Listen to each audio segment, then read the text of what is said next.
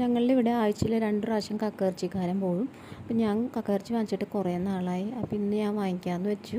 100 രൂപക്ക് വാങ്ങിച്ചു. കുറച്ചേ കിട്ടുള്ളൂ. അങ്ങനെ അത് കറി വെച്ചു. പിന്നെ മീനും പൊരിച്ചു. പിന്നെ പീച്ചിങ്ങ ചെമ്മീനും ഇട്ട് വെച്ചു. അപ്പോൾ ഞങ്ങളുടെ ഉച്ചക്കത്തെ കറി ഇതാണ്. ഈ 3 കറികളും കൂടിയാണ് ഞങ്ങൾ ഉച്ചക്ക് കഴിച്ചത്. ജസ്റ്റ് ഒരു വെറൈറ്റിക്ക് ഞാൻ ഈ വീഡിയോ ഇടുന്നു. എപ്പോഴും നമ്മൾ കുറച്ച് സീരിയസ് ആയിട്ടുള്ള വീഡിയോസാണ് ഇടുന്നത്. അപ്പോൾ അതിൽ നിന്ന് ഒരു മാറ്റം ഉണ്ടാകട്ടെ എന്ന് വെച്ചിട്ടാണ് ഞാൻ ഈ വീഡിയോ ഇടുന്നത്.